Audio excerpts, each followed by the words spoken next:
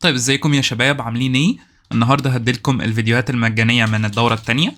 الفيديوهات دي برضو تكملتها فين عشان الناس تبقى عارفة. لو كتبت مستر الجوريزمز أول حاجة الموقع هيظهر لك.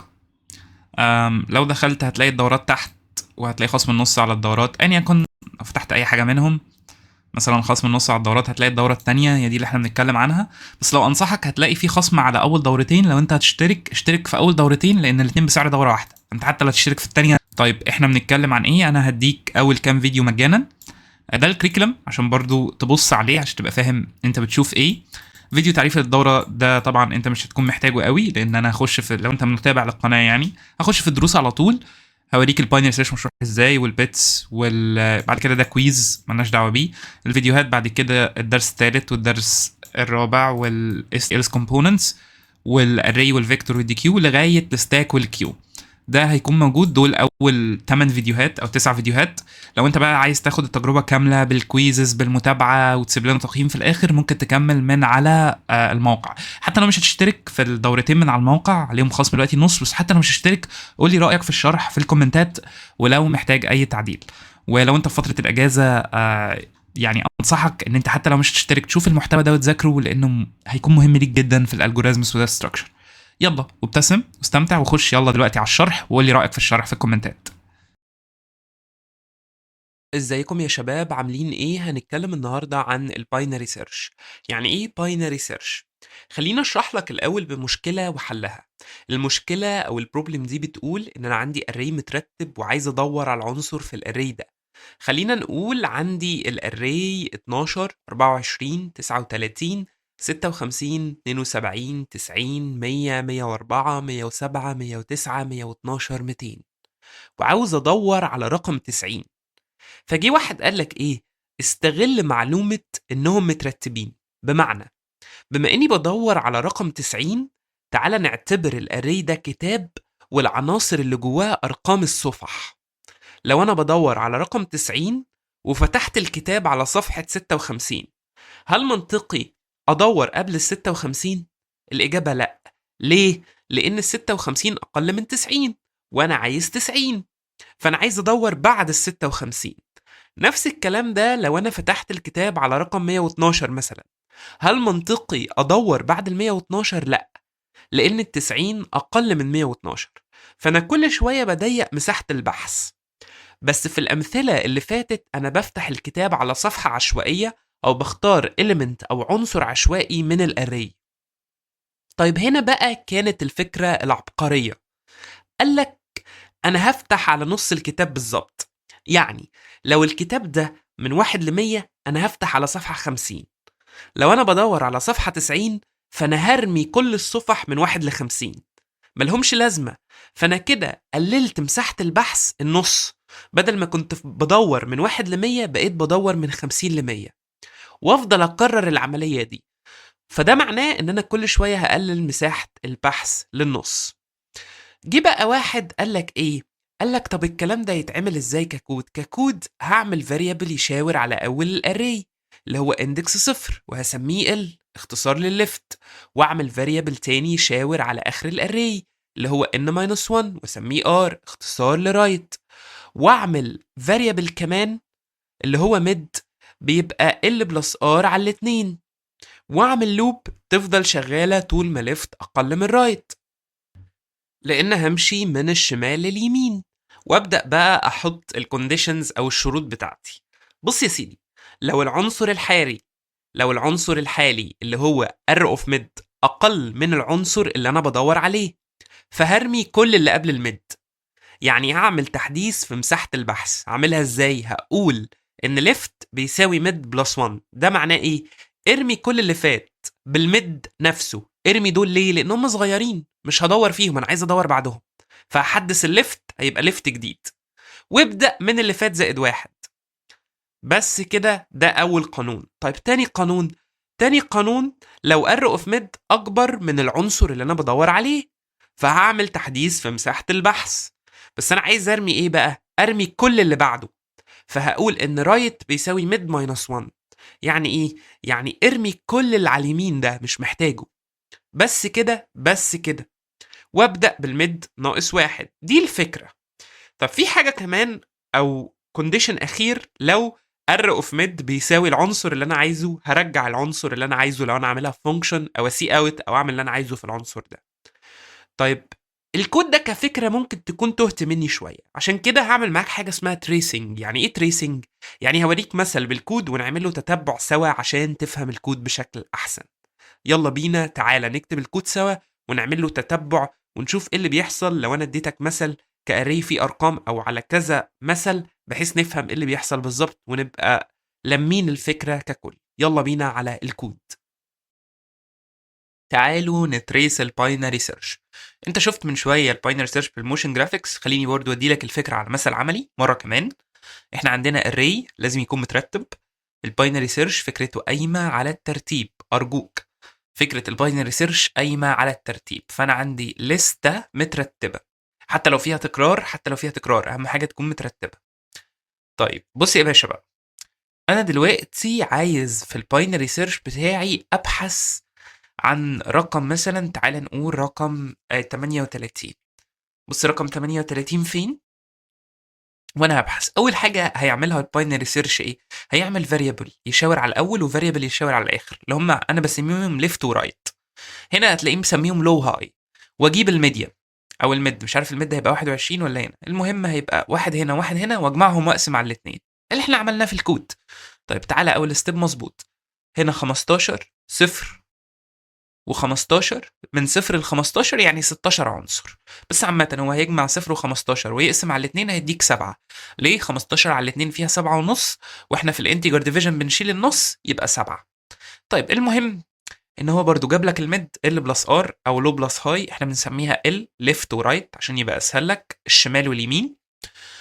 فليفت ورايت وقسم على الاثنين. طيب بعد ما قسمت على الاثنين هقارن ال 38 وال 21، مين الاكبر هنا؟ هل ال 38 ولا ال 21؟ الاكبر ال 38. طب ده معناه ايه؟ انا عايز ادور في اللي بعدي، لان ال 38 اكبر، فانا عايز ادور في اللي بعدي، انا عايز اروح لل 38، عايز امشي كده. فعشان امشي كده محتاج ارمي كل اللي قبلي. طب ارمي كل اللي قبلي ازاي؟ ابديت مين؟ هابديت اللودي، مش اللودي على صفر. لا انا مش عايزها تبقى صفر، انا عايزها تبدا من هنا. ليه عايزها تبدا من هنا؟ عشان تبقى مساحه البحث بتاعتي من هنا لهنا. طب هنا دي اللي هي عباره عن مين؟ هنا دي اللي هي غير العنصر بتاعي، هنا دي عباره عن مين؟ عباره عن 8 اللي هي عباره عن ميد بلس 1. فانا هخلي الليفت بيساوي ميد بلس 1، ده اللي احنا عملناه في الكود. تعالى الستيب الثانيه، خلى الميد بايه؟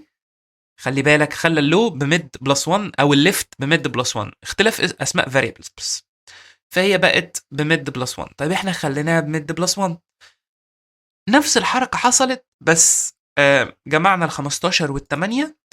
ال 15 وال 8 فيها 23. 23 على الاثنين فيها 11 ونص تقريبا. فيها 11 ونص، النص هيتشال عشان انتجر ديفيجن، يبقى الميد بتاعي اللي هو الاندكس بتاعه 11. هيجي هنا هنيجي نقارن، هنلاقي الموضوع بقى المرة دي مختلف. هلاقي ال 38 دي أقل من ال 60. هتقولي أقل من ال 60، هقولك طيب بما إنها أقل من ال 60، سوري ال 60 أكبر من ال 38، بما إن ال 60 أكبر من ال 38 عايز أرمي كل اللي بعد. ليه أرمي كل اللي بعد؟ ال 60 أكبر، ال 60 هي الكبيرة، فأنا عايز أرمي كل الكبير ده ملوش لازمة. طب عشان أرمي كل الكبير هابديت اللو ولا ابديت الهاي؟ هابديت الليفت ولا ابديت الرايت؟ هتلاقي ان انا محتاج ابديت الرايت. الليفت تمام زي ما انا. ليه؟ لان الارقام دي اصغر من 38، فمش محتاج ابديت. الرقم ده هو اللي محتاج يتعمل له ابديت، فهجيب الار واقول الار، ابدا الار السيرش سبيس بتاعي يبقى من هنا. فهقول ان الهاي او الار، انا مسميه ار هو مسميه هاي، الهاي ده هيبقى عباره عن ميد ماينس 1. فهتلاقي ان الهاي بقى ب 10. بص كده ستيب بالظبط، بقى الهاي ب 10. واجي هنا 22. 22 دي اقل من 38، فانا عايز ارمي كل اللي بعدها، فهخلي ال بتساوي دلوقتي ميد بلس 1. فبص كده ال هتيكوال هاي هتيكوال ميد، فانا كده وصلت للاليمنت بتاعي. طب ايه الفكره؟ تعالى نرجع تاني عشان تبقى فاهم الفكره من الاول. ريسيت. الفكره ان انا كل مره دي مساحه البحث، في الاول كانت من 0 ل 15، بعد كده بقت من 0 ل 6. تمام، خلي بالك. بعد كده بقت من 0 ل 2 مثلا يعني. بعد كده بقت الرقم ده لا هو معلش هو جاب من الاول، انا كان المفروض اعمل ريسيت. انا بدور دلوقتي على 38 مش موجوده، وانا لما بعمل ريسيت بيعمل لسته جديده. ماشي، ده لسته جديده، انا هدور على 36 مثلا. ركز في الفكره واحده. الفكره انا مساحه البحث كانت من 0 ل 15، انا كل مره بقللها على الاقل النص. ليه؟ لان بص كده، ده الميد بتاعي، فمن 0 ل 15، بعد كده بقى من 0 ل 6. مساحه البحث قلت، انا كنت بدور في 15 عنصر، دلوقتي بدور سوري في 16 عنصر، دلوقتي بدور في 7 عناصر. من 0 ل 6 ب7 عناصر. انت متخيل؟ قلت النص. 16 على الاثنين. دلوقتي بدور في 3 عناصر. انت متخيل؟ دلوقتي بدور في عنصر واحد. يعني انت كل مره بتقسم على الاثنين. فاهم الفكره؟ مساحه البحث بتاعتك عماله تقل جدا، فانت كل مره بتقسم على الاثنين، فالتايم بتاعك قليل جدا. لوج 2. بس هي دي فكره الباينري سيرش. تعال نروح للكود. الكود بتاعنا بسيط، يعني نفس اللي احنا لسه قايلينه. لو انا عندي لسته زي الليسته دي، انت طبعا ممكن تدخل اي لسته بايدك.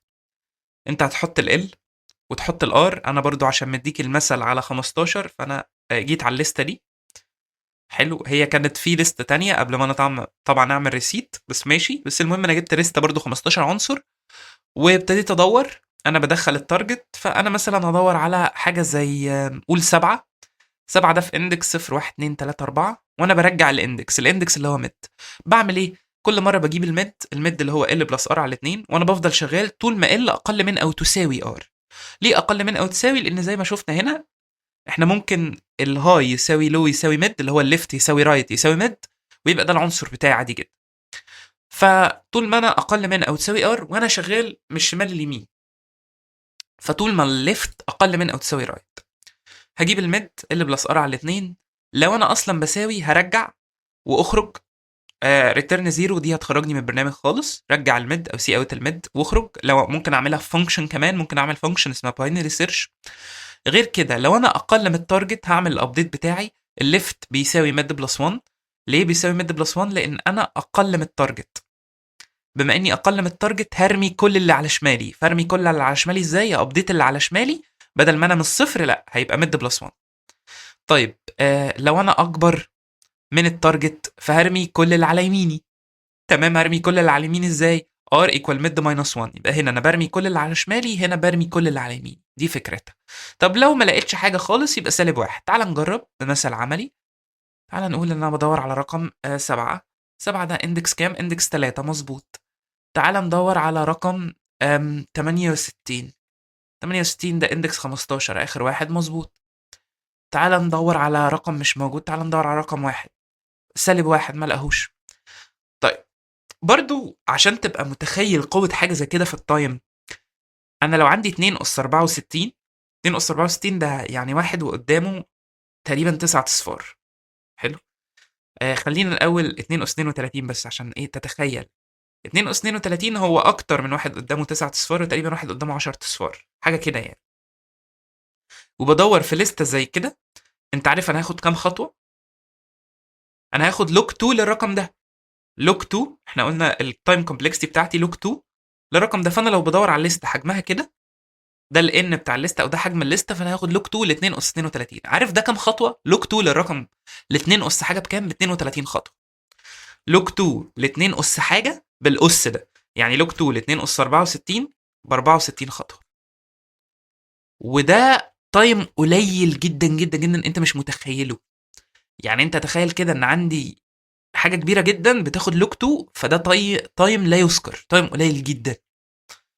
فعشان كده اللوك 2 هي قوه الباينري سيرش. بتيجي في حته السيرش، انت كده بتسيرش بقوه وبسرعه وافيشنت، ومفيش ميموري انت واخدها في السيرش بتاعك، فحاجه محترمه جدا.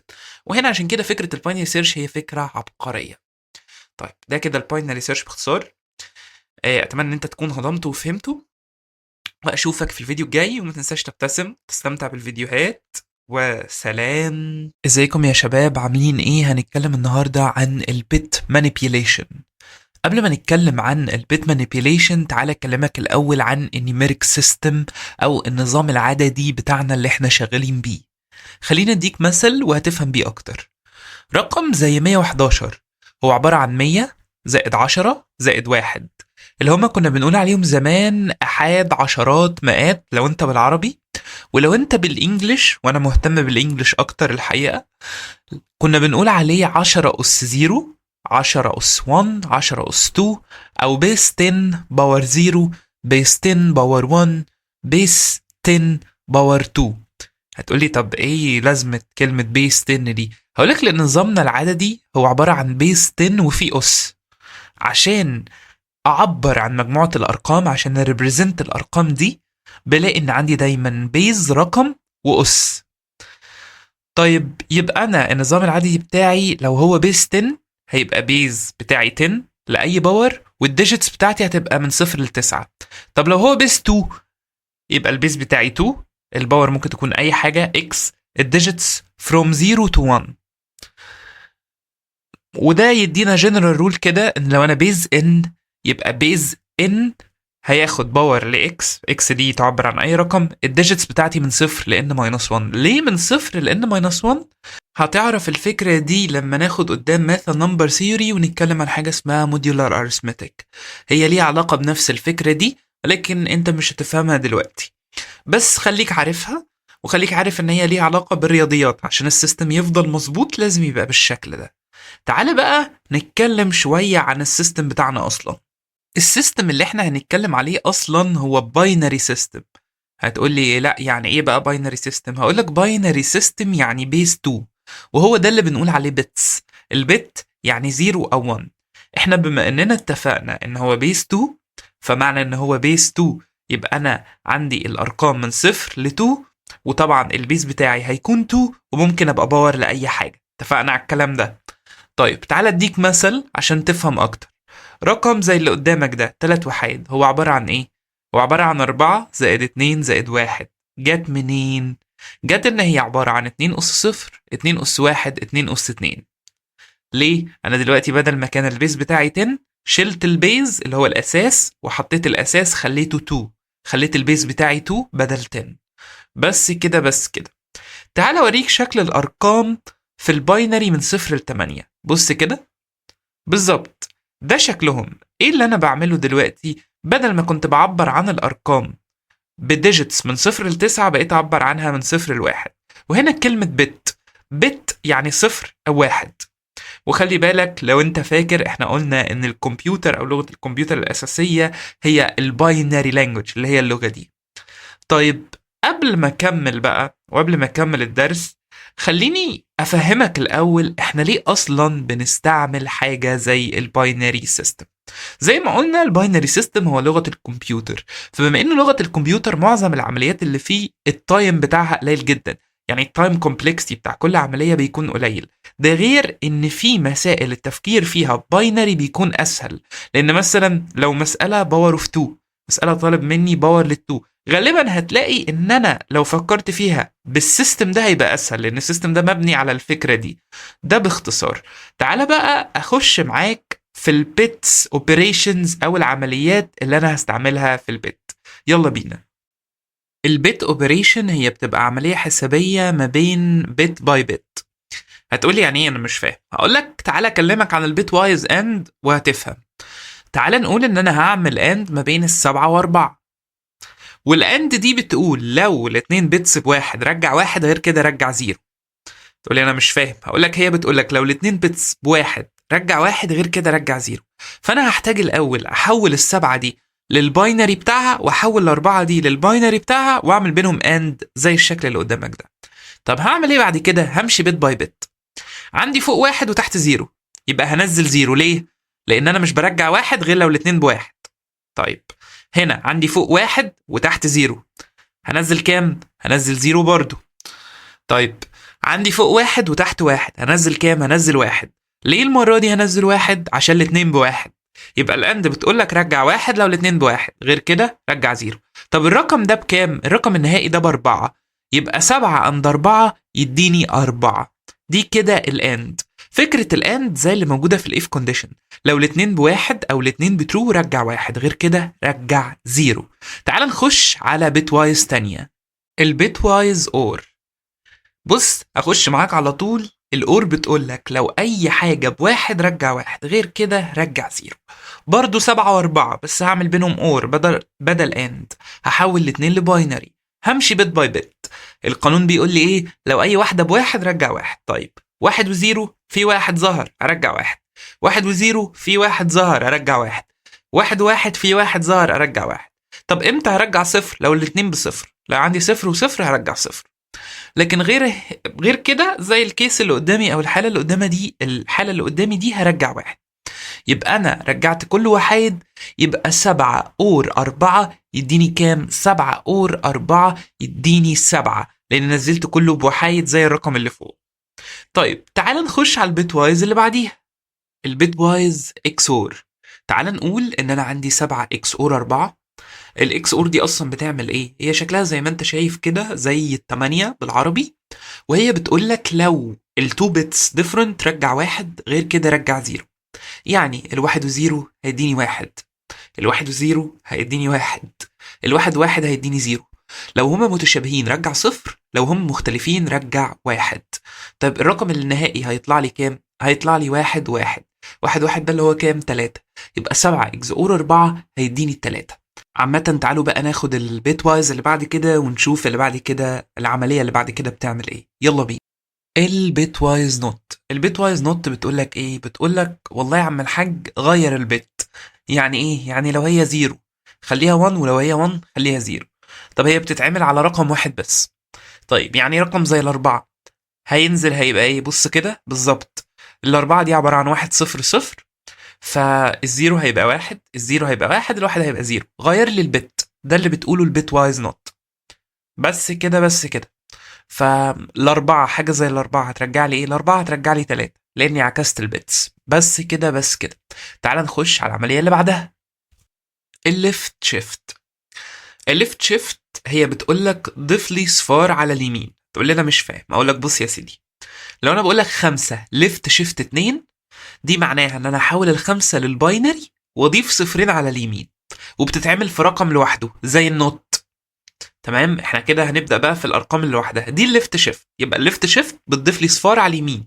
لو انا قلت شفت لي يعني حركه، زقه على الشمال. عشان ازقه على الشمال بعمل ايه؟ بحط حاجات على اليمين عشان يتزق، بحط صفرين على اليمين عشان يتزق. فانا كده زقيت الرقم بتاعي على الشمال. طب يبقى الخمسة هتديني كام؟ الخمسة لما اتعمل لها ليفت شيفت هتديني 20. ليه؟ انا لما بعمل ليفت شيفت كاني بضرب في عدد الاصفار اس 2، بضرب الرقم الاصلي في عدد الاصفار اس 2. ليه؟ الاصفار اللي اتحركت دي بص كده، هتلاقي ان هي كل مره بتتضرب في 2 في عدد الاصفار. ليه؟ لان كل رقم اتحرك الباورز اوف 2 بتاعته زادت. مش انا في الاخر لما باجي احول في الباينري 2 باور، فالباورز زادت. فهتلاقي ان انا في الاخر هيطلع لك علاقه رياضيه ان انا بضرب في عدد الشفتات بتاعه الاصفار. فانا ممكن اقول اعملها لك برول، يعني يبقى عندي لو ان شيفت لكي، فالرقم او الناتج النهائي هيطلع ان في 2 اس كي. بس كده بس كده. في تريكه بسيطه بس في الرايت شيفت، لو انت فهمت الليفت شيفت هتبقى سهله بالنسبه لك. تخيل انا عندي رقم زي ال8، هعمل له رايت شيفت 2، يبقى انا هضيف اصفار على الشمال. فانا الرقم لو بالباينري هحوله، هلاقي ان انا بضيف اصفار على الشمال. طيب انا لما اضيف اصفار على الشمال الرقم هيحصل فيه ايه؟ الرقم هتلاقيه بيتقسم على 2 باور 2، فيبقى 8 على 4 يديني 2. هتقول لي انا بقسم، اقول لك عكس اللي فاتت بضرب، انا هنا بقسم. انت هنا هتتساءل، هتقول لي ازاي رجع لي 2 وانا مش فاهم. اقول لك خليني بس اقول لك الجنرال رول اللي هو ان رايت شيفت كي يديني ان على 2 باور كي. السؤال المهم ازاي؟ هقول لك ان انا مش عملت ليفت شيفت ضفت صفرين على الشمال، انا هاخد الرقم بالصفرين اللي انا ضفتهم جداد. انا كده شفته، انا كده رميت الارقام اللي على اليمين، انا كده عملت له رايت شيفت، انا برمي اللي على اليمين. هتقول لي بالبساطه دي؟ اقول لك بالبساطه دي، انا كده شفته بالشكل ده، انا رميت الحبه اللي على اليمين، انا كده عملت له شيفت. هتقول لي بس كده؟ اقول لك بس كده، انا كده شفته فعلا لليمين. ليه؟ لان انا رميت رقمين على اليمين وحطيت بدلهم رقمين صفرين، وعشان كده قيمته قلت، لان الاربع ارقام اللي انا خدتهم هتلاقي ان هي انا خدت الاصفار الجديده فهي قللت القيمه اللي هنا لو كان مكانها وحيد. فعشان كده انا بقسم على 2 باور كي في الرايت شيفت، وفي الليفت شيفت انا بضرب في 2 باور كي. ده باختصار شديد جدا جدا جدا. طيب احنا خدنا البيتس. انت يمكن لسه مش هتبقى فاهم البيتس قوي، ولكن انا دلوقتي هخش معاك في الكود، هكتب معاك شويه عن البيتس. هتلاقي الموضوع سهل، انا بس هوريك كودهم بيتكتبوا ازاي. هو الكود نفس اللي احنا خدناه، نفس الاوبريتورز دول، بس برضه هوريهولك عشان تبقى عارف تكتبه ازاي ككود. اهم حاجه بالنسبه لي ان انت تبقى فاهم البرفورمانس بتاع البيت او اوف 1، وتبقى فاهم ان في حاجات كتير قوي ينفع تعمل بالبيتس. بس عامه تعال نخش دلوقتي في الكود، وبعد كده نشوف ايه اللي ممكن يتعمل في البيتس وهنلاقيه في الكود برضه. يلا بينا. ده انا عندي 2 values، وانا مش محتاج اصلا مكتبات قوي لو انا هتعامل مع البيتس، فانا مش محتاج غير الاي او ستريم بس. انا عندي 2 values هنا، الاي ب 8 والبي ب 2. لو هعمل لهم اند، بص ده البي ب 8 والبي الاي ب 8 والبي ب 2. هنا ليه انا كتبتهم بالشكل ده؟ انا كتبتهم بالشكل ده عشان عندك البي تحت. ليه حطيت صفرين هنا؟ لان هو المنطقي انا دي هنا دي عباره عن 2 اس 1، فاكيد مش هحط 1 0 هنا. ليه؟ لان لو حطيت 1 0 هنا يبقى انا كده كاني بقول انها 8 برضه. فاهمين الفكره؟ انت مش محتاج تحفظها. فانا لو هحط رقمين تحت بعض هشفت الباقي بصفار، او هحط مكان الباقي صفار عشان اقدر اعمل عمليات. طيب الاند بتاع الاثنين، الاند بيقول لك لو الاثنين بواحد نزل واحد، هو مفيش وحيد فهرجع صفر. طب الاور اور لحاجه زي كده، الاور بيقول لك لو في واحد في اي حته نزله، ففي واحدين هنا، واحد هنا واحد هنا، فيديني 10. طب الاكزور بتقول لك لو هما مختلفين نزل واحد، فهم مختلفين هنزل واحد هيدينا 10 برضه. ليه؟ لان في واحد هنا عند الثمانية وواحد عند الاثنين، فمجموعهم 10. يقول لي طب كده الاور زي الاكزور، اقول لك لا ده هنا صدفه، يعني انت لو حطيت رقمين تانيين هيدوا لك نواتج مختلفه عادي جدا. طيب الليفت شيفت، احنا قلنا الليفت شيفت 8 باور الاثنين. يعني ايه باور الاثنين؟ يعني 8 باور 2 اس 2، سوري 8 في 2 اس 2. 8 في 2 اس 2 يبقى 8 في 4. قلنا 8 في 4 ب 32. 8 في 4 ب 2 اعتقد يعني. ماشي. ودي 8 على 2. 8 على 2 فيها كام بقى؟ 8 على 2 هيدينا ال 16. طب ودي النوت. طب انا كنت محضر السيشن ده بس هوريكم حاجه، في حاجه بتحصل كده في النوت. هكلمك عن البيهيفير ده وهكلمك عن ايه اللي بيحصل. بص يا سيدي، خليك عارف ان احنا 32 انتجر. يعني ايه الانتجر ده؟ 32 بت. فالتمانية متخزنه كده دلوقتي، ده شكل التمانية. لما انا اجي اعمل فليب او اعمل نوت، ده اللي هيحصل في التمانية. تمام. طب ده اسمه توز كومبلمنت. يعني ايه؟ يعني لما حضرتك عملت فليب هو رجع لك رقم سالب مش رقم موجب. يعني انت احيانا لما تيجي بتعمل فليب، لان انت مش بتعمل فليب على الاربعه دول بس، انت بتعمل فليب على ال 32 لان هي انتجر، انت انتجر فاليو، فالانتجر بيتشال في 32 بت. ده اول كورس. حلو. فهو لما بيفليب كل البيتس. دي حاجه اسمها توز كومبلمنت. يعني ايه توز كومبلمنت؟ احنا قلنا ان في بت مسؤوله عن النيجاتيف، فهو توز كومبلمنت هيرجعه لك بقى. في حاجه اسمها فيرست كومبلمنت وفي حاجه اسمها توز كومبلمنت، مش هدخلك في تفاصيلها قوي، بس الاختصار يعني ان اللي فليب ده ممكن يرجع لي رقم سالب، لان انا بفليب بكل البيتس مش بفليب دول بس. لو بفليب دول بس كان هيرجع لي 7، 3 وحيد هنا وخلاص وانزل السبعه، لكن لا، في واقع الامر انت عملت فليب لكله. حلو. فعشان كده هيرجع لي نيجاتيف 9. تقول لي نيجاتيف 9، هقول لك لو عايز تعرف حساب الفيرست كومبلمنت والسكند كومبلمنت وجت ازاي بالتفصيل، سيب لي في الكومنتات. حلو. او سيب لي على كومنتات الكورس، لان كده كده انت ينفع تكومنت على الفيديو وممكن انزل لكم فيديو مخصوص. لكن هي الامانه يعني حسيتها مش محتاج تعرفها قوي، او تقدر تسيرش عليها بكل سهوله، لان انت مش هتستعمل النوت حتى قوي وانت بتحل. بس عشان برضو تبقى عارف ليه البيهيفير ده بيحصل. تعالى بقى ايه نرن. هتلاقي ايوه الاولى بصفر، 10 10 32 2 وسالب 9. بس ده كده الاوبريتورز. ابتديت اكلمك على البيهيفيرز، ايه اللي بيحصل لما اكتب الكود. بس كده اتمنى ان انت تكون ايه يعني فهمت الدنيا ماشيه ازاي. اتمنى ان انت تبتسم وتستمتع بالفيديوهات. وما تنساش ريفيو. انا زي ما انت شايف تعبان في الفيديوهات جدا، ده لسه قدام، والمسائل بقى هتنبسط جدا بالفيديوهات. فما تنساش تسيب لنا ريفيو للكورس وابتسم واستمتع بالفيديوهات، وسلام. ازيكم يا شباب، عاملين ايه؟ هنتكلم النهارده عن السي بلس بلس اس تي الز. ايه هي اصلا السي بلس بلس اس تي الز؟ السي بلس بلس اس تي الز هي مكتبات جاهزه للداتا ستراكشرز. طيب يعني ايه؟ يعني كاني عندي الداتا ستراكشرز دي وبقدر استعملها على طول. طيب ايه هي الداتا ستراكشرز اصلا؟ الداتا ستراكشرز هي كلمة معناها هياكل البيانات لو هنترجمها حرفيا. الداتا ستراكشرز او هياكل البيانات هي طريقة بخزن وانظم بيها البيانات، طريقة لترتيب البيانات على الكمبيوتر بحيث ان انا اقدر اوصل للبيانات دي واحدثها بكفاءة. طب الداتا ستراكشرز دي مش هستعملها بس لتنظيم البيانات، كمان للبروسيسنج او معالجة البيانات، وان انا اعملها ريتريف يعني استرجع البيانات دي واخزنها. طب في انواع مختلفة من الداتا ستراكشرز، في انواع بيزك، انواع اساسية، وفي انواع ادفانسد، انواع متقدمة. اللي انا بستخدمها في معظم البرامج والانظمه البرمجيه اللي بيتم تطويرها بيكون بيزك او ادفانسد على حسب البرنامج. عشان كده لازم اعرف داتا ستراكشرز كويس. الداتا ستراكشرز والالجوريزمز حاجه اساسيه لازم اعرفها كويس. طيب ايه بقى هي الاس تي الز؟ احنا كده عرفنا ايه هي الداتا ستراكشرز، طريقه بنظم بيها البيانات. طب ايه بقى الاس تي الز؟ الاس تي الز دي هي مكتبات جاهزه للداتا ستراكشرز. يعني ايه؟ يعني الداتا ستراكشرز دي عشان ابنيها من الاول ده بياخد مني وقت كبير، فمعظم لغات البرمجه بيكون فيها بالفعل داتا ستراكشرز دي مبنيه، وانا كل اللي بعمله بكون فاهم الداتا ستراكشرز دي وبعرف استعملها ازاي، وعارف التايم كومبلكسيتي بتاعها، وعارف الميموري بتاعها، واقدر استعملها بسهوله. فكل اللي بعمله بستعمل مكتبات جاهزه اللي هي الاس تي الز، بنده الداتا ستراكشرز دي واستعملها في حل المسائل البرمجيه اللي احنا شفناها قبل كده، او الكومبتيتيف بروجرامينج، بروبلم سولفنج، او حتى لو هعمل برنامج. كل اللي بعمله ان انا بعمل ريتريف للداتا ستراكشرز دي. بس كده، ده السيشن بتاع النهارده، وابتسم استمتع بالفيديوهات وسلام.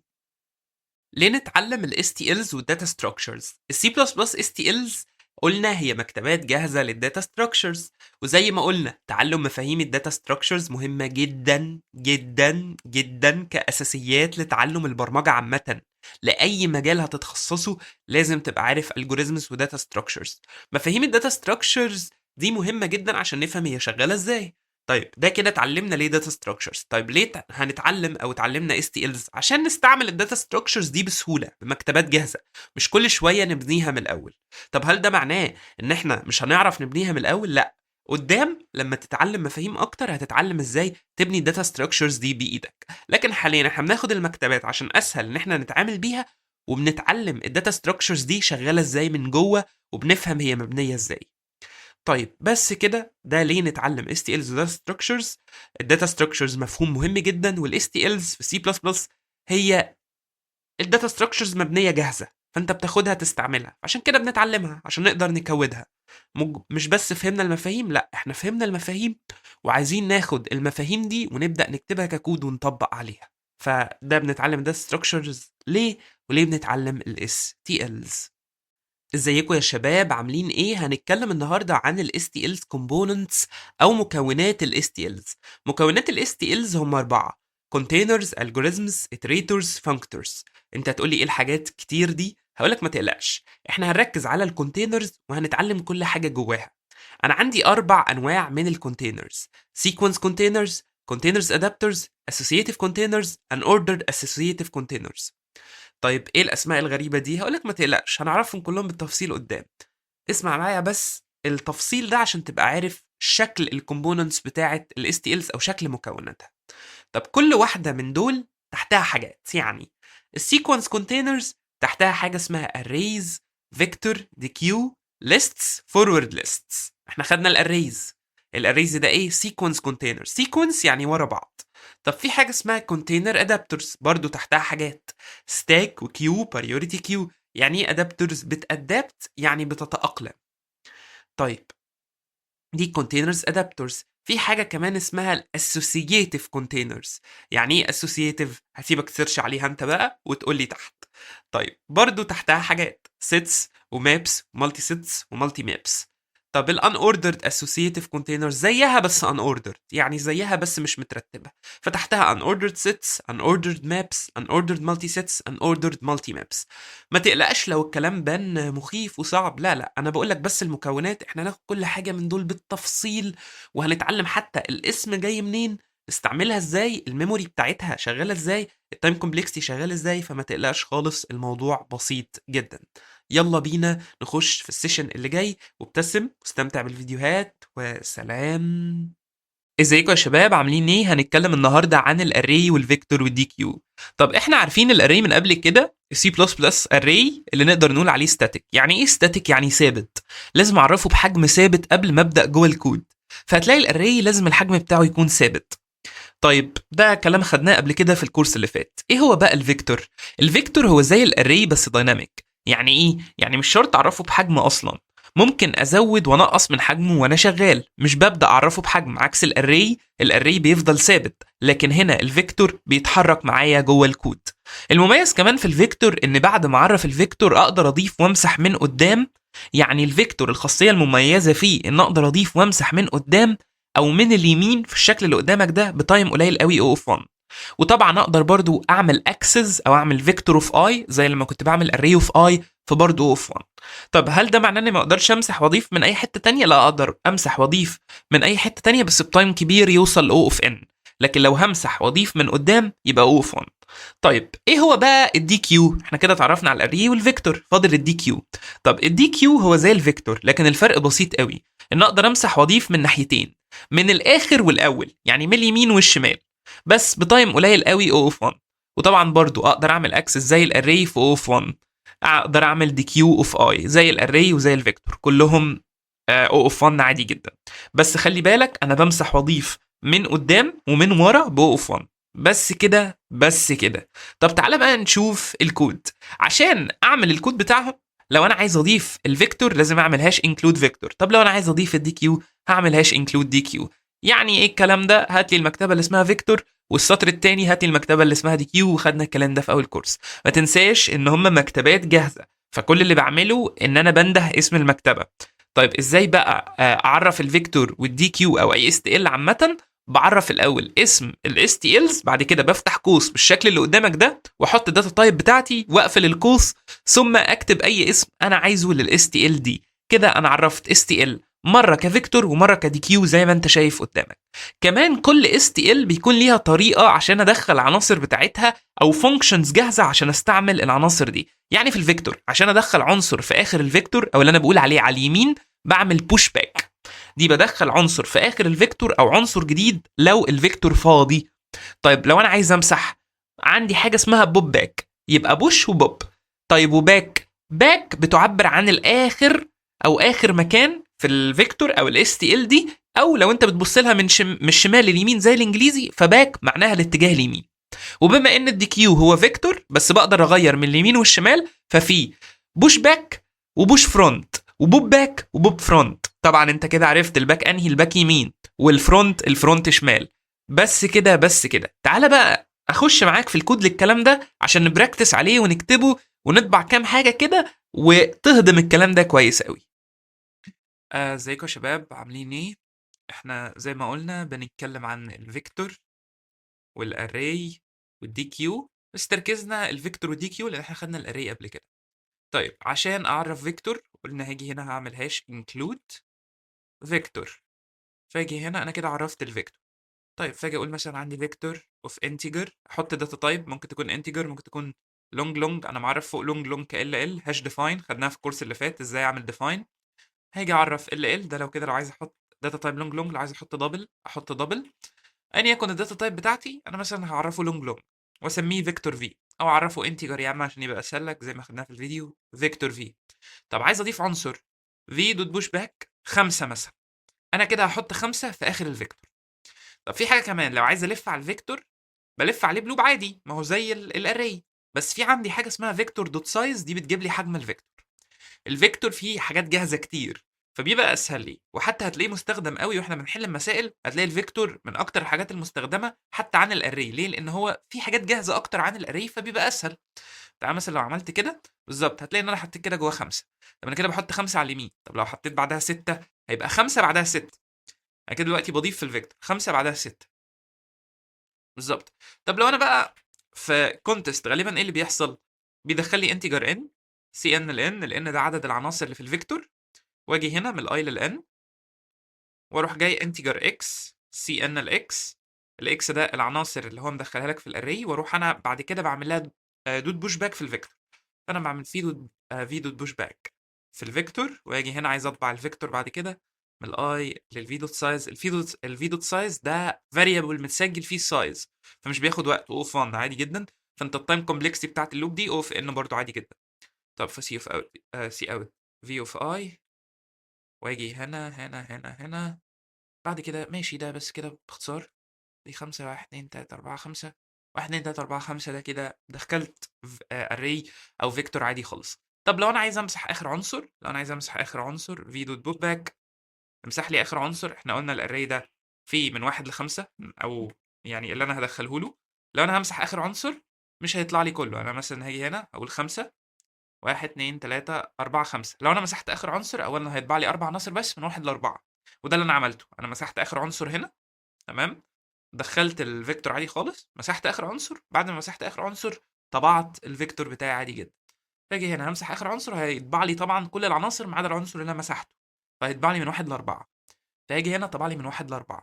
باختصار شديد جدا جدا جدا جدا. هنا من 1 ل5، لا بقى من 1 ل4. ايه اللي انا عملته؟ مسحت عنصر بس. بس ايه ده؟ بس كده بس كده. طب ده كده الفيكتور. انا عرفتك ال اسمه ايه ده، البوش باك، البوب باك. طيب هل دي بس الفانكشنز اللي موجوده؟ لا، في حاجه اسمها سورت. بترتب لي. ممكن اقول سورت دوت بيجن، سورت فيكتور دوت اند. دي كده هترتب الاري. لكن احنا لسه ما خدناش الجوريزمات السورت، عشان كده مش هتعمق فيها قوي. بس السورت دي شغاله بايه؟ السورت دي هتلاقيها شغاله بكويك سورت مش بالميرج سورت يعني. ولكن احنا هناخد اصلا الميرج سورت والسورتنج الجوريزمز. بس السورت خليك عارف ان هي بتاخد ان في لوج ان، ده التايم بتاعها لو لقيتها في كونتست، لو انت احتجت تسورت او ترتب الاري بتاعك. في كمان فانكشن اسمها ريفرس. برضو الفانكشنز دي بتاخد اري او فيكتور او دي كيو. برضو بحط لها البيجن، في دوت بيجن ده بيشاور على بدايه الفيكتور، وفي دوت اند ده بيشاور على نهايه الفيكتور. ده ريفرس بيعكسه. يعني لو هو من 1 2 3 4 5 بيخليه 5 4 3 2 1. طب انا ليه بديك الفانكشنز الجاهزه دي؟ عشان هنستعملها. في كمان فانكشن اسمها اريز. اريز دي بتمسح في مكان معين. طب هل انا مطالب مني احفظ الفانكشنز دي؟ لا. طب اعمل ايه لو انا احتجت اي فانكشن وانت شغال؟ سيرش على جيكس فور جيكس مثلا، او اكتب سي بلس بلس فانكشن. هتلاقي مواقع كتير، بس انا بحب جيكس فور جيكس، بيبقى سهل. اكتب جيكس فور جيكس فيكتور فانكشن فانكشنز مثلا، او فيكتور سورت. سيرش على الفانكشن اللي انت محتاجها. طب احنا بناخد المين فانكشن او الحاجات الاساسيه زي البوب باك والبوش باك. انا ليه بكلمك عن البوب باك والبوش باك؟ لان دول الخاصيتين اللي انا غالبا بستعملهم اكتر وانا شغال. طب نفس الكلام في الدي كيو. الفانكشن زي السورت، الريفرس، الحاجات دي بستعملها على كذا اس تي الز. يعني هتلاقي مثلا الفيكتور ينفع اعمل له سورت، الاري ينفع اعمل له سورت، الدي كيو ينفع اعمل له سورت، وهكذا. انت هتلاقي ان في كذا اس تي ال ينفع اعمل لها سورت، او ينفع استعمل اريز اللي بتمسح. تلاقي كلمات مكرره بقى تبدا اسم الفانكشنز مكرره. طبعا مع فرق التايم كومبلكسيتي بتاخد تايم قد ايه عشان انت فاهم. فالفيكتور هنا احسن تو فانكشنز البوش باك والبوب باك. عشان مش احسن تو فانكشنز برضو، مفيش احسن واوحش، هما المميزين فيه. ليه المميزين فيه؟ لان هو بيمسح ويضيف من قدام باوف 1. طيب في حد هيسالني سؤال منطقي جدا. انا دلوقتي كده عرفت فيكتور، هاجي اعرف برضو هاش انكلود دي كيو لو انا عايز اضيف الدي كيو. طيب وبدل فيكتور هعمل ايه؟ هعمل دي كيو بس. هتقول لي نعم. اقول لك اعمل دي كيو وغير اسمه. ممكن اخلي اسمه في على فكره برضه، بس انا هغير اسمه دي كيو عشان انت ما تتلخبطش. دي كيو عادي جدا، ما هو في نفس الفانكشن، بس في حاجات زياده. في ايه؟ بوش فرونت، بوش باك اكس. بص كده، لو انا مسحت برضه عنصر وهمشي هنا، طبعا دي كيو برضه جواه سايز، جواه فاريبل بيشيل السايز. هاجي هنا انا كده بعمل الدي كيو. تعال نشوف. 5 1 2 3 4 5 وانا مسحت اخر عنصر. عملت بوب باك بمسح العنصر اللي على اليمين. طب لو مسحت اخر عنصر وطبعت، ايه اللي هيحصل؟ هلاقي كل العناصر ما عدا اخر عنصر. فبيبقى بوب باك بتمسح العنصر اللي على اليمين.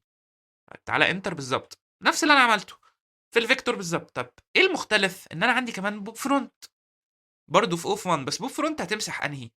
فكر كده قبل ما انا اقول. كده كده هقول، بس يعني فكر فيها. احنا قلنا هتمسح من على الشمال، يبقى همسح مين؟ الواحد. يبقى هيطبع لي 2 3 4 5. فانا لو دوست انتر هيطبع لي 2 3 4 5. انا كده بمسح. طب نفس الكلام في الاضافه. انا ممكن اضيف دي كيو دوت بوش باك، سوري، دوت بوش فرونت. دوت بوش فرونت بتضيف منين؟ بتضيف من على الشمال. فانا بوش فرونت مثلا 10. حلو. وهاجي هنا انا هدخل 5 1 2 3 4 5. ايه اللي هيحصل بعد ما ادوس انتر؟ بعد ما ادوس انتر هو هيدخل 10 بعدين يطبعه لي. هيدخل 10 فين؟ على الشمال، فهيبقى 10 1 2 3 4 5. بص كده بالظبط 10 اتضافت على الشمال. بس كده بس كده انت كده فهمت البوش باك، البوش فرونت، البوب باك، البوب فرونت. طيب حاجه كمان زي ما قلت لك، الدي كيو سايز ده، السايز ده فاريبل، يعني أنا ممكن اطبعه. يعني ما تستغربش مثلا لو لقيت انت في كونتست حد بيقول لك سي اوت دي كيو دوت سايز، لان السايز ده فاريبل. لو انا طبعت السايز بص كده اند لاين، هيطبع لي ايه؟ هيطبع لي الحجم اللي انا دخلته. اللي انا دخلت قد ايه؟ دخلت 5 مثلا. لو عملت 1 2 3 4 5، دلوقتي 5. طب لو انا عملت دي كيو دوت بوش باك تاني مثلا 10، انا كده دخلت عنصر زياده، فما بقوش 5، بقوم 6، فهيطبع لي 6. 1 2 3 4 5، بقوم 6. ليه؟ عشان دخلت 10 عنصر زياده، فبقوم 6. طب لو عملت بوش باك تاني او بوش فرونت حتى نفس الكلام، انت دخلت عنصر زياده، فهو السايز ده فاريبل بيكيب تراك او بيتابع الحجم بتاع الدي كيو او الفيكتور او ايا يكن. طب ينفع اعمل سورت دي كيو دوت دي كيو دوت بيجن دي كيو دوت اند؟ عادي جدا. طب ايه البيجن دوت اند؟ البيجن والاند دول البدايه والنهايه. السورت دي ايه؟ فانكشن تاخد بارامترز. احنا قلنا قبل كده لو انا معرف فانكشن هنا، اي فانكشن بديها بارامترز، فهتلاقي ان السورت دي بيلت ان فانكشن ليها بارامترز بتاخد البدايه والنهايه عشان ترتب. فانت بتديها بدايه ونهايه الحاجه عشان ترتبها. بس كده بس كده. طيب ماشي. يعني ده كده الدي كيو والفيكتور، اتمنى ان انتوا تكونوا فهمتوهم. ما يتقالش فيهم حاجات كتير غير في ملحوظه اخيره. هما دايناميك. يعني ايه اكبر ميزه فيهم؟ ان هما الاثنين دايناميك، بغيرهم وانا شغال. طب اللي انت هتشوفه اكتر في المسابقات الدي كيو ولا الفيكتور؟ هتشوف الفيكتور اكتر في الكومباتيتيف بروجرامينج وانت بتحل مسائل كودينج انترفيو. ليه هتشوف الفيكتور اكتر؟ هتشوف الفيكتور اكتر لكذا سبب. اول سبب ان انت هتشوف الفيكتور اكتر لان هو زي الاري واحنا بنحب نستعمل الاري، ده سيلف بريفرنس. يعني حاجه كمان، الدي كيو بياخد ميموري اكتر. ليه الدي كيو فكرك هياخد ميموري اكتر؟ لان انا طول ما انا شغال بمكتبه، المكتبه دي فيها كذا فانكشن. ما خلي بالك بوش فرونت وبوش باك دي فانكشنز جاهزه. طب مين اللي فيه فانكشنز اكتر، الدي كيو ولا الفيكتور؟ الدي كيو. فالمكتبه دي شايله فانكشنز اكتر، تمام. فبما انها شايله فانكشنز اكتر، فالدي كيو لما انت بتنده تحت، انت ندهت مكتبه الدي كيو وعرفتها بداتا تايب وسميتها دي كيو، بس خدت ميموري اكتر من اللي هياخدها الفيكتور. فهتلاقي الدي كيو بياخد ميموري اكتر بس في حاجات اكتر جاهزه. بس طبيعي لان في فانكشنز اكتر جاهزه. نفس الكلام الفيكتور، بس الفيكتور فانكشنز اقل، عشان كده هتلاقي الفيكتور مستخدم اكتر بكتير من الاري. بس كده بس كده. طبعا برضو الفيكتور اكيد هتلاقيه واخد ميموري اكتر من الاري، لكن بيستعمل لان فرق الميموري مش كبير قوي. لكن فرق الميموري بين الفيكتور والدي كيو، انا فاكر مش فاكر كان ده وانت بتحل مسائل، كان الفيكتور بياخد 100 كيلو بايت، ده ممكن ياخد الضعف. الدي كيو ممكن ياخد الضعف ساعات لو عندك اري داخل كبير. ده هتشوفه في المسائل. اوريك بقى في المسائل على الكود فورسز. احنا نبدا نحل على الكود فورسز من اول الكورس ده، وهنحل كمان على ليت كود لان خلاص انت خدت الاس تي الز، فالمفروض ان تبدا تحل. هيبقى بس مشاكلك ممكن في الافكار وحاجات ادفانسد لسه في الكورسات اللي بعد كده، بس ستيل انت دلوقتي تقدر تحل على الكود فورسز. فخليني بعد طبعا ما تخلص الكورس ده. طيب بس كده انا كلمتك عن الدي كيو والفيكتور. اكبر فرق ما بينهم ان ده من اليمين وده من اليمين والشمال. بس كده بس كده. دايما افتكرها كده، الفيكتور من اليمين وده من اليمين والشمال. طب بوش باك يعني يمين، حلو. بوب باك بوب باك يعني امسح، بوب يعني امسح، بوش يعني اضيف. من اسمها الترجمه بتاعتها، بوش ادفع، بوب فرقع، تمام. فرقع يعني امسح، وبوش يعني زق، زي بوش ابس اللي بيعمل ضغط، زق الارض يعني. حلو. فنفس الفكره، بوش بضيف، بوب بمسح. طيب فرونت وباك، فرونت يعني من الشمال او من الاول، باك يعني من الاخر او من اليمين. بس كده بس كده. ده باختصار. اتمنى ان انت تكون لقطت الدنيا. حاولت كده اكتب معاك كود، اكتب انت كمان الكود بايدك، اقعد العب كده بالفيكتور، امسح، دخل فيكتور جديد، شوف ايه اللي هيحصل لو مسحت. شوف ايه اللي هيحصل لو مسحت وهو ما فيهوش حاجه، هيديك ايرور اصلا ان ما فيش حاجه وانت بتمسح. شوف ايه اللي هيحصل لو ضفت كتير قوي. هل في ليميت للميموري؟ اكيد في.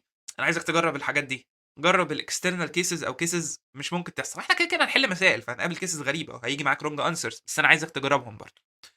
بس كده. اتمنى ان انت تكون استفدت من الفيديو ده وتستمتع فيديوهات. وسلام. ازيكم يا شباب، عاملين ايه؟ النهارده هنتكلم عن الليست والفورورد ليست. طيب الليست اس تي ال هي عباره عن ايه؟ هي عباره عن داتا ستراكشر معروفه باسم اللينكد ليست او الدبل لينكد ليست. طب اللينكد ليست دي او اللي هي الليست اس تي ال شغاله ازاي بقى، او هي عباره عن ايه؟ بص كده على الشكل اللي قدامك ده. تخيل الشكل اللي قدامك ده هو اللينكد ليست، وتخيل الاسهم دي كحبال، بمعنى ان كل عنصر طالع منه سهمين او حبلين وداخل سهمين او حبلين. انا لو محتاج اشيل عنصر، بص كده اللي هيحصل، هتلاقي ان في سهم باصص للشمال وسهم باصص لليمين والحته اللي في النص فاضيه. في تخيلك كده حاجه زي كده، لو هبني الداتا ستراكشر دي من البدايه، هما بيظبطوها ازاي جوه؟ هما ممكن بس يطولوا الاسهم دي، يعني اطول الاسهم دي طالما انا مسحت او شلت عنصر، يخلي كل سهم يشاور على المكان المناسب، يعني السهم هيشاور على المكان المناسب ليه. وانا اول طبعا ما شلت العنصر شلته بالحبال الخارجه منه، لانه ما بقاش ليه لازمه. تمام، فانا لما شلت العنصر شلته بالحبال الخارجه منه، والعنصر اللي قبله فيه حبال خارجه منه، فانا ابتديت اظبطها واطول الحبال دي. دي فكرتها. بس خلي بالك من حاجه، الدبل لينكد ليست هي non contiguous memory allocation. يعني ايه؟ يعني الذاكره مش متخزنه زي الاري ورا بعض في الميموري، لا. هنا عشان اجيب عنصر ما ينفعش اعمل ليست اوف اي. ليه؟ لان هنا مش ورا بعض. فكره ان انا اعمل array اوف اي، اسم الاري اوف اي او ليست اوف اي او ايا يكن، انت في عندك حاجه اسمها اندكس. الاندكس ده اللي بيوريك المكان بتاعي. طيب هل هنا هم ورا بعض اصلا عشان يبقى في اندكس 0 1 2؟ لا، هم مش ورا بعض اصلا في الميموري، فما اقدرش اعمل كده.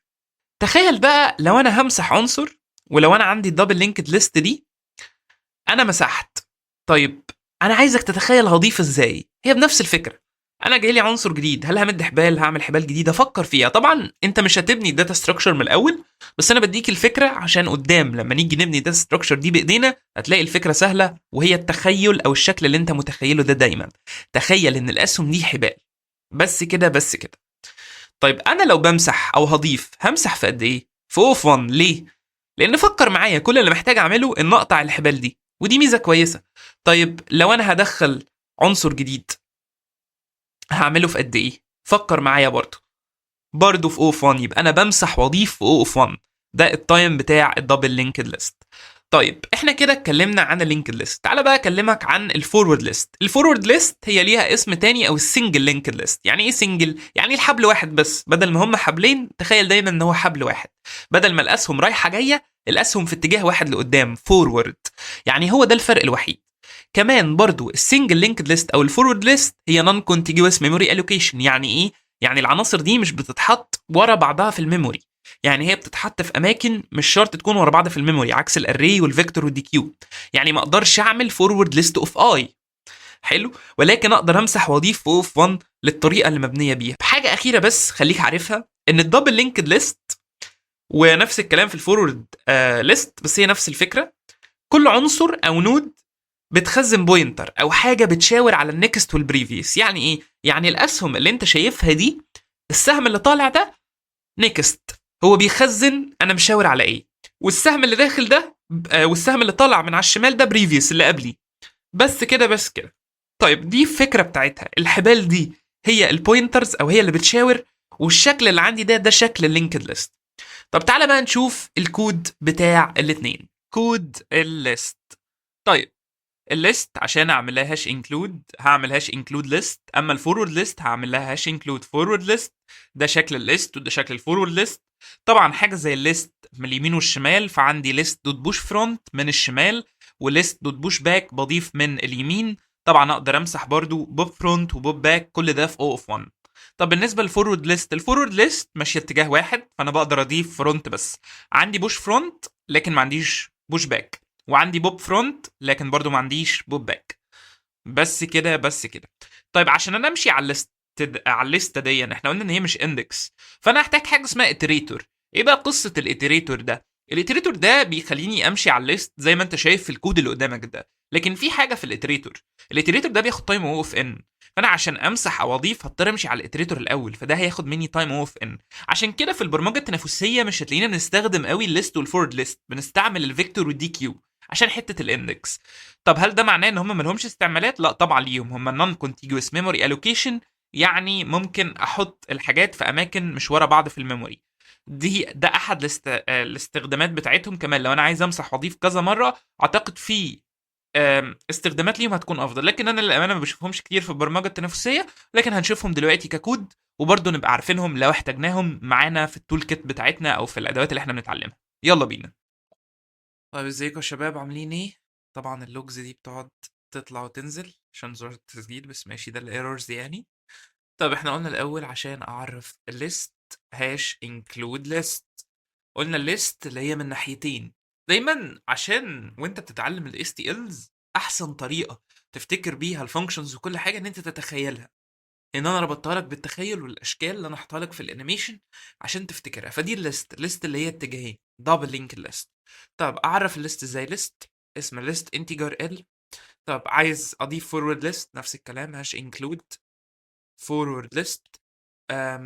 بعرف اسم الفورورد ليست او اسم الداتا ستراكشر بتاعتي او الاس تي ال بتاعتي، واجي هنا احط داتا تايب، ممكن تكون انتجر، ممكن تكون دبل، ممكن تكون لونج. احنا خدنا داتا تايبس في الكورسات اللي قبل كده. خلينا واحده مثلا انتجر، واحده لونج. واجي هنا واروح مسميها اف ال، اختصار لفورورد ليست.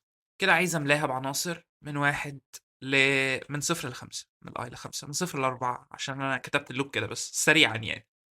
طب ال نعمل دوت بوش فرونت. الاتنين فيهم بوش فرونت بس مش الاتنين فيهم بوش باك، متنسوش المعلومة دي. بوش فرونت برضو اي. طيب تعالى هنا كده ونعمل رن. طيب عملنا رن، حلو قوي. طب طبعا انا دلوقتي عايز اطبع ازاي بقى؟ هنا فكرة الاتريتور. طب انا عايز اعرف اصلا اتريتور، اعرف اتريتور ازاي؟ بص كده، ليست انتجر نقطتين فوق بعض، واروح جاي هنا اتريتور واسميه اي تي. بس كده بس كده، تعالى يا باشا. بالظبط، انت كده عرفت اتريتور. طب انت نسيت السطور دي، اتلخبطت فيها، خش على النت وهاتها. يعني انت لو نسيتها سيرش عليها على النت على موقع زي جيكس فور جيكس. لكن انا كده هبقى سايب لك بي دي اف ريفرنس. البي دي اف ريفرنس ده فيه كل اللي انت هتحتاجه يعني بنعمة ربنا. مش هتحتاج حاجة تاني، بس طبعا برضو انا ما اقدرش اغطي لك كل حاجة، ممكن لو حاجة تاهت مني، ولكن اهم حاجة انت تكون فاهم هي مبنية ازاي. السنتكس او السطور اللي انا بكتبها هي في الاخر لا تعبر عن طريقة تفكيري، وانت عارف ده ان احنا في المسائل الموضوع برضو معانا بيختلف. وبرضو فورورد ليست اتريتور نسميه اي تي 2 مثلا، ممكن اسميها اي اسم طبعا. طيب تعالى بقى الف بالاتريتور ازاي. بص يا سيدي، انا بعرف الاتريتور بقول اي تي ده عباره عن list دوت begin يعني بدايه الليست، while اي تي لا يساوي list دوت end يعني ده الكونديشن. فاكرين الفور لوب بتاخد كونديشن 2 الاول، الاتريتور بيجي على بدايه ال دوت begin ده بوينتر بيشاور، بوينتر يعني سهم بيشاور، ده بيشاور على البدايه. وبقول طول ما هو ما يساويش النهايه اعمل ايه يا عم الحاج؟ بلس بلس بلس بلس دي مش معناها زود، لا دي معناها نط على اللي بعده، اتحرك على النود اللي جايه. بس كده بس كده. فلان هنا أنا بزود البوينتر، بروح على البوينتر اللي بعده، مش بزود رقم. طيب لو انت الكلام ده صعب عليك في طريقه تانية، بس الاول اعرف الطريقه دي. طيب وهاجي هنا اطبع في اوت اي تي. ليه انا بحط العلامه دي؟ لان قلت لك الاي تي ده بوينتر مش رقم. الشكل ده انا كده بقول له اطبع لي الرقم اللي شايله البوينتر ده. تمام، ده باختصار شديد يعني. طيب تعالى نطبع حاجة زي ال. احنا طبعنا الخمسة ماشي بالظبط، طبعا لي 4 3 2 1 0. ففي حد هيقول لي طب هو ليه طبع كده؟ هو ليه ما طبعش 0 1 2 3؟ اقول لك لان ده بوش فرونت. بوش فرونت ده انا بطبع بحط مش شمال. يعني انا هاجي كده على شمالي حطيت صفر، على شمالي حطيت واحد، على شمالي حطيت اتنين، على شمالي حطيت تلاتة، على شمالي حطيت أربعة. تقول لي اه، اقول لك ايوه بالظبط، هو هيطبع كده مظبوط. هو كده طبع صح يعني. انا اول عنصر عندي 4، تاني عنصر 3، تالت عنصر 2، رابع عنصر 1، اخر عنصر 0. فهو طبع صح. طيب لو عايز اعمل الكلام ده بقى بس للفورورد ليست، هاجي هنا اي تي 2 اي تي 2 اي تي 2 اي تي 2. وطبعا بدل ليست هيبقى فورورد ليست، هيبقى فورورد ليست. ده اختصار للاسم. انا كده بمشي بالاتريتور التاني على الفورورد ليست. وهاجي هنا برضه هيديني نفس الارقام طبعا. يعني انا كده بطبع الفورورد ليست. تعال نخليها باك عشان ايه تبقى مختلفة شوية، واحدة فيها باك واحدة فيها واحدة ما فيهاش. اه لا، هي دي اللي فيها فرونت، الليست هي اللي فيها باك، ماشي يعني. ابقى اطبعهم لك دلوقتي. الفرونت هيبقى شكلها مختلف، يعني دي هتطبع عادي، ولكن شكل بقى لو طبعنا التانية بص كده، هدي تحت. مهم. هيبقى فيه عدد تاني. اللعب ده حلو قوي لان هو بجد هو ده اللي بيخليك ايه، تتقن اللغة نفسها، ان انت تلعب شوية كده. تعالى نعمل هنا ايه سي اوت مثلا ايه خط كده يعرفنا ان اللي فوق دي فورورد ليست. انا طبع ايه؟ طبع الفورورد ليست الاول، دي الفورورد ليست، بعد كده طبع الليست. اف ال اختصار لفورورد ليست، وال اختصار للليست. بالظبط. بصوا 4 3 2 1 0 عشان ده بوش فرونت الفورورد ليست، والليست عشان بوش باك عادي جدا 0 1 2 3 4. طيب ماشي، ده كده الليست والفورورد ليست. طيب ايه تاني ممكن نعمله؟ تعالى بقى حاجه اخيره. في طريقه اسهل من ان انا اعرف اتريتور وكده. بدل ما اعرف اتريتور، لو انا عايز الف على الليست في حاجه اسهل، في حاجه اسمها اوتو. بس خلي بالك هي بتاخد ميموري اكتر شويه. فور لوب اوتو اي تي، من الاي تي للاف ال، سي اوت اي تي. اعتقد الاوتو بيتعامل معاه برضو على انه بالظبط اتريتور 4 3 2 1. طبعا دي اسهل بكتير. طب انا ليه ما قلتش دي في الاول؟ عشان تفهم ان في حاجه اسمها بوينتر وفي حاجه اسمها اتريتور، وان البوينتر ده مش رقم. اوتو دي اوتو دي بتعمل ايه؟ بتظبط الداتا تايب على طول. يعني هي اختصرت كل اللي احنا عملناه ده. بس ايه المشكله في حاجه زي اوتو؟ ان هي كده مختصه لكل الانواع، انت ما عرفتش اتريتور معين. حلو، عامله زي برضو نفس فكره المكتبه، هي بتنده حاجات كتير عشان تظبط لك السطر ده بس، هتاخد ميموري اكتر. تمام، ميموري اكتر بكتير؟ لا مش اكتر بكتير، حاجه بسيطه. طيب في المسائل او في البروبلمز هتفرق معايا اوتو من اتريتور؟ لو انت جايب فكره المساله غالبا مش هتفرق. لكن لو انت عندك فكره يعني يا دوبك قريبه قوي من التايم، لا تفرق، او قريبه قوي من الميموري تفرق. حلو، لكن في حاله زي مساله انت جايب فكره المساله، لا غالبا مش هتفرق قوي. بس كده بس كده. وهسيب لك ريفرنس لكل الكلام ده، ما تقلقش.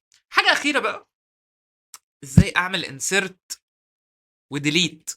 يعني امسح ازاي حاجه زي هل هعمل ال دوت انسيرت ولا هعمل ال دوت ايريز؟ طيب هنا بقى انا عايزك تسيرش. حلو، انا سهلتها لك، هي سهله، هي سهله قوي. حلو. وانا لو عايز امسح عنصر برضو الموضوع سهل. لو عايز امسح اول عنصر هعمل حاجه. لو عايز امسح بقى بالاتريتور، يعني انا دلوقتي الاتريتور ده انا قلت لك هو بيشاور على حاجه. طب انا عايز امسح او اضيف، اعملها ازاي؟ فكر هتعملها ازاي. انا كده كده هعملها قدامك وهوريك تتعمل ازاي. بس انا عايزك تعملها عشان تسيرش شويه بس. طيب ايه المواقع اللي ممكن تسيرش عليها؟ جيكس فور جيكس، وسي بلس بلس ريفرنس. وطبعا ممكن تستعمل شات جي بي تي، بس ارجوك لو هتستعمل شات جي بي تي اكتب. هتلاقي شات جي بي تي عامل لك اس تي دي كتير قوي وهو بيطلع ليه. عشان احنا قلنا ان شات جي بي تي هو بيعمل اللي انت بتقوله بالظبط، هو ما يعرفش ان انت حاطط يوزنج نيم سبيس اس تي دي. فاقول لشات جي بي تي انا حاطط يوزنج نيم سبيس اس تي دي. دي حاجه كمان. لو انت تستعمل شات جي بي تي ما تستعملوش قوي، لان هو بيخليك تستسهل برضه. انا عايزك تحفظ المعلومه شويه. يعني لو استعملت شات جي بي تي حتى ما تاخدش الكود كوبي بيست، اكتبه بايدك من الاول. تمام. طب اساله ازاي اعمل انسرت في مكان معين في الليست، مكان معين في الفورورد ليست، وازاي اعمل ديليت او اريز في مكان معين للليست او الفورورد ليست. هي سهله. يعني انا هستعمل اتريتور وهستعمل فانكشنز جاهزه لسه موريها لك، بس يعني عايزك تعملها بايدك. انا كده كده هعملها معاك في المسائل وهسيبها لك في الريفرنس. حلو، لان هي حاجه اساسيه، بس انا عايزك انت تجرب بايدك عشان تتعلم بس السيرش. بس كده بس كده. وابتسم واستمتع بالفيديو ده وسلام. الستاك، ايه هو الستاك؟ الستاك هو عبارة عن الشكل اللي قدامك ده. تقدر تتخيله بشوية اطباق فوق بعض. ليه اطباق؟ لانك لو شلت حاجة من تحت الاطباق هتتكسر. المنطقي ان انا لو هشيل الاطباق الامن اشيل دايما من فوق. فالستاك هو نفس الفكرة، ماليش اي اكسس غير العنصر اللي فوق. بس كده بس كده. لو انا اشيل من فوق، لو انا همسح من فوق. تقدر تتخيله بشوية اطباق فوق بعض، دايما تخيله كده. طيب لو انا عايز بقى اعمل الكود او اكتب الكود بتاع الستاك، ايه كود الستاك؟ بضيف مكتبته بالشكل ده هاش انكلود ستاك. وبعد كده لو حابب اشيل من فوق بستعمل البوب، لو حابب اضيف بستعمل البوش. بس كده بس كده. ما عنديش اي اكسس غير على العنصر اللي فوق او الطبق اللي فوق. وطبعا التايم بتاع البوش والبوب هو او اوف 1. طب تعالوا بقى نشوف الكود ونخش في الكود ونكتب مع بعض ونخش ديب كده جوه الستاك. طيب كود الستاك، بصوا يا جماعه. اول حاجه هعمل هاش انكلود ستاك. انا كده ضفت الستاك. طيب عايز اعرف الستاك، ستاك انتجر اس تي. نفس الكلام، اسم الداتا تايب، سوري، اسم الاس تي الز. بعد كده احط الداتا تايب بين البراكتس او القوسين دول، ممكن تكون دبل، ممكن تكون انتجر، ممكن تكون اللي انا عايزه. بعد كده ادي اسم الستاك، انا سميته اس تي اختصار الستاك عشان يبقى سهل يعني. طيب انا عايز اضيف، هعمل ستاك دوت بوش. مثلا لو قلنا 5 ستاك دوت بوش، سوري ستاك دوت بوش، خلينا في البوش الاول بعد كده اقول لك البوب. 4 ستاك دوت بوش 3. طيب اي حاجه بحطها بتتحط فوق، فانا دلوقتي ايه اللي حصل؟ تخيل كده اللي حصل، انا حطيت 5 فوق، فالخمسه دي هي فوق خالص. بعد كده حطيت مين فوق؟ بس نمسح. انا حطيت الخمسه فوق، الخمسه دي هي فوق خالص. بعد كده حطيت فوق الخمسه 4، لان خلي بالك انا عملت بوش للخمسه بعدين بوش للاربعه. بعد كده حطيت الثلاثه، فبقى الشكل كده. فالشكل عندي مش هيبقى من فوق لتحت، لا هيبقى من تحت لفوق. 3 4 5، ده شكل الستاك دلوقتي. 3 هي اللي فوق، 4 هي اللي تحت، 5 تحتها. طب لو انا عايز اطبع، انا ماليش اكسس غير على اللي فوق خالص. لو عايز اطبع اللي فوق خالص هعمل ايه؟ في عندي حاجه اسمها ستاك دوت توب، اس تي دوت توب. دوت توب دي بتطبع لي اللي فوق. ليه توب؟ لان هو من فوق لتحت. فاجي هنا هلاقي التوب بكام؟ ب3 بالظبط. احنا قلنا اخر حاجه داخله هي التوب بتاعي، هي اللي فوق. فدي ستاك دوت توب. طيب في حاجه كمان عندي اسمها اس تي دوت سايز. سايز هتلاقي الفانكشن دي غالبا في ده فاريبل، فاريبل متخزن فيه حجم الستاك، بيزيد كل ما ادخل اليمنت زياده في الستاك. فهو فيه السايز بتاع الستاك اللي هو 3، اللي هو دلوقتي عشان الستاك فيه 3 عناصر. لو حطينا مثلا st.push2 هيبقى فيه 4 عناصر بالظبط. دي نفس الفكره بتاعت اي سايز هتلاقيه في الفيكتور، هتلاقي في الدي كيو ليه سايز، الفيكتور ليه سايز. مش عارف الليست والفورورد ليست ليهم سايز ولا لا، بس غالبا برضو هتلاقي ليهم سايز. فده فاريبل بيبقى موجود في معظم الاس تي الز، حاجات بيلت ان يعني موجوده على طول عشان تسهل عليك لو انت بتحل مسائل ولو انت بتستعملهم. طيب لو قلنا بقى وايل، بص كده، انا عايز اقول ايه؟ وايل اس تي دوت سايز يعني ايه؟ يعني طول ما السايز ده برقم مش بصفر، لانه لو رجع صفر الكونديشن ده هيقف. الكونديشن ده لازم يرجع ترو او فولس، فلو رجع صفر الكونديشن ده هيقف. فباختصار الكونديشن ده معناه طول ما في حجم، الحجم بتاعي مش بصفر، خليك شغال. طب هعمل ايه؟ انا عايز اطبع اللي فوق اس تي دوت توب. بعد ما اطبع اللي فوق همسح. بمسح منين؟ اس تي دوت بوب. اللي بيمسح ده بيمسح ايه؟ بيمسح اللي فوق. فانا هطبع الاثنين بعد كده امسحها، بعد كده اطبع الثلاثه بعد كده امسحها، 4 بعد كده امسحها، 5 بعد كده امسحها. فاللي هيطبع لي ايه؟ 2 3 4 5. 2 3 4 5. طب عايزك تعمل ايه بقى؟ تقعد تلعب بالبوب. يعني تعالى هنا كده امسح. لو احنا عملنا بوب هيمسح ايه؟ هيمسح اللي فوق. فلو عملنا بوب بعد كده عملنا سي اوت اس تي دوت توب، هيبقى التوب مش 2، الاثنين اتمسحت، هيبقى التوب 3. هيبقى التوب اللي فوق بتاعي دلوقتي 3. ليه؟ الاثنين اتمسحت. اوكي. انا مش بعمل سي اوت في اس تي دوت بوب. هي اس تي دوت بوب دي فانكشن مش بترجع قيمه، هي بتعمل حاجه، بتمسح 3 بالظبط. اللي فوق بقى 3 مش 2. ليه؟ عشان الاثنين اتمسحت، عملت لها بوب. بس كده. انا عايز منك بقى اكسرسايز بسيط. تعمل ايه يا باشا؟ عايزك تاخد الستاك وتدخل فيه العناصر من 1 ل 100. تدخل العناصر من 1 ل 100، وبعد ما تدخلهم في الستاك بلوب. حلو، انا بسهل عليك اهو. شوف ازاي تنقلهم من ستاك لفيكتور. فكر تعملها ازاي. ومن بعد ما تنقلهم من ستاك لفيكتور انقلهم من فيكتور لدي كيو. ليه انا بعمل كده؟ حلو، انت ممكن تحطهم كلهم في لوب واحده طبعا، بس لا، انا عايزك تلعب بيهم شويه. يعني عايزك تلعب بالستاك والدي كيو والفيكتور، عايزك تستعملهم. بس كده بس كده. ابتسم، استمتع بالفيديوهات، والسلام. ازيكم يا شباب، عاملين ايه؟ هنتكلم النهارده عن الكيو. طيب ايه ترجمه كلمه كيو؟ كيو يعني طابور. فلو انا عندي طابور فهتلاقي ان انا بدخل من اخر الطابور اللي هو من على الشمال، ولما يخرجوا من اول الطابور اللي هو من على اليمين. بس كده بس كده. فنفس الفكره دي لو انا هدخل عنصر على نفس شكل الطابور، فانا هدخله منين؟ بالظبط من الشمال. يعني لو هعمله بوش هيكون في اخر الطابور اللي هو من الشمال، ولو هشيل عنصر فانا هشيل من اليمين اللي هو هيكون اول واحد في الطابور، او عندي في الكود هيكون اليمين. بس كده بس كده. طيب الكلام ده بياخد تايم قد ايه؟ الكلام ده بياخد تايم اوف 1. بس كده بس كده. تعالوا بقى نشوف الكود بتاع حاجه زي كده هيكون عامل ازاي. ازيكم يا شباب، عاملين ايه؟ عاملين ايه في البرد ده؟ طيب نكمل. احنا بنتكلم عن الكيو. الكيو الكود بتاعه كالاتي. حلو اهو، انا بعمل هاش انكلود كيو. بعد الهاش انكلود كيو برضو بعرفه اسمه عادي جدا. سيبك من الحاجات اللي انا اعملها كومنت، انا اتكلمت عليها في حل المسائل واتكلم عليها تاني. بس لما نيجي للكود فورسز، لحل مسائل على الكود فورسز، هقول لك تعمل ايه. نفس طريقه التعريف، كيو انتجر كيو. طيب عايز اعمل بوش. كيو دوت بوش 4، كيو دوت بوش 5، كيو دوت بوش 6. طب ده هيبقى شكله ازاي؟ اول واحد دخل مين؟ الاربعه، يبقى 4 اول واحد هنا في الطابور. الخمسه بعد الاربعه، السته تالت واحد في الطابور. ده هيبقى شكل الطابور. تمام. طيب انا ده شكل الطابور وهو داخل، صح؟ طيب انا عايز امسح، انا همسح مين؟ انا بدخل من هنا، لو انا همسح مين؟ همسح من الاخر، صح؟ همسح دول. طيب عايز اطبع الاليمنتس دي، لو انا عملت مثلا الاول اطبع ازاي؟ اول واحد في الطابور في عندي حاجه اسمها كيو دوت فرونت. دوت فرونت دي بتقول لي مين فرونت، هنا مقصود بيها في اول الطابور. حلو. دي عكس اول واحد في الطابور اللي هو الاربعه، اول واحد دخل هو اول واحد واقف في الطابور، بعد الاربعه في خمسه وسته. لو جينا هنا ده شكل الطابور عشان تبقى ايه شايفه، أربعة خمسة ستة، ده شكل الكيو. دايما خليك متخيله كطابور، أول واحد دخل رقم أربعة، كده رقم خمسة، كده رقم ستة، طابور عادي جدا. طيب يبقى ده كيو دوت فرونت، ده الأربعة. طيب سؤال مهم، أنا دخلت الأربعة دي كيو دوت فرونت، عايز أعمل إيه تاني؟ بعد ما أدخل الكيو دوت فرونت عايز عايز دلوقتي أمسح. لو أنا عملت كيو دوت بوب، مين اللي هيتمسح؟ طبعا مفيش سي اوت، دي فانكشن عاديه بتمسح، مش هعمل لها سي اوت، هي فويد فانكشن فهي بتمسح. عرفت منين انها فويد فانكشن؟ عايز اقول لكم ان انت لما تيجي تكتب كده كيو دوت بوب هتلاقي جنبها نوع الفانكشن دي، فانكشن بلتين، ان هي فانكشن فويد. حلو، يعني انت لو بصيت كده وانت بتحط هتلاقي ان جنبها نوع الفانكشن اصلا. فدي فانكشن فويد، يعني ما بترجعش حاجه، بتمسح على طول. طيب فهي بتمسح. بعد ما امسح هتمسح مين؟ هتمسح الاخير.